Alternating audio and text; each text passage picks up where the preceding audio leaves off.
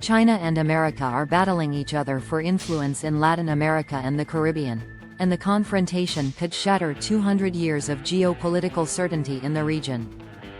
The United States' stranglehold on the Americas has been near total since the beginning of the 19th century.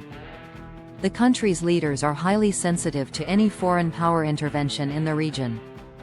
Since World War II, American economic, political and military power has been deployed notably in Chile, Cuba, Nicaragua, Haiti, the Dominican Republic and Grenada, in service of a plan for American hemispheric control devised by the nation's fifth president James Monroe.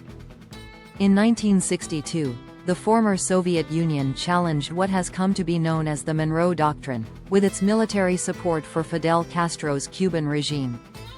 Over the past 25 years, China has waged a steady campaign to boost its regional influence. This week, a triumphant Beijing hosted the fourth ministerial meeting of the Community of Latin American and Caribbean States. Last year, trade between China and Latin American and Caribbean countries exceeded $500 billion for the first time. Commercial relations between China and the region are now 40 times greater than at the beginning of this century.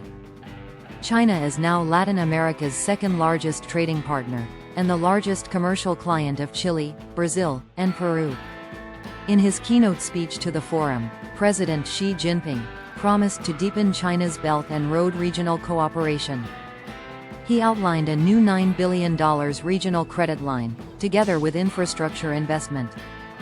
President Xi Jinping urged mutually beneficial ties in agriculture, clean energy, 5G communications and artificial intelligence. China's overtures to Latin America and the Caribbean build on fears that increased U.S. tariffs will widen the global wealth gap and worsen conditions in underdeveloped countries. So, how will the Trump administration respond to China's plans for enhanced South-South cooperation? America's future ambassador to Chile has signaled that the Monroe Doctrine will not easily be cast aside. Brandon Judd, President Donald Trump's nominee for ambassador to Chile, said that he would try to restrict Beijing's access to Chile's resources, especially in space and technology. And during an April visit to Argentina, U.S. Treasury Secretary Scott Bessent denounced China's relations with Latin America. According to Bessent, China signed rapacious deals marked as aid and added huge amounts of debt to Latin American countries' balance sheets.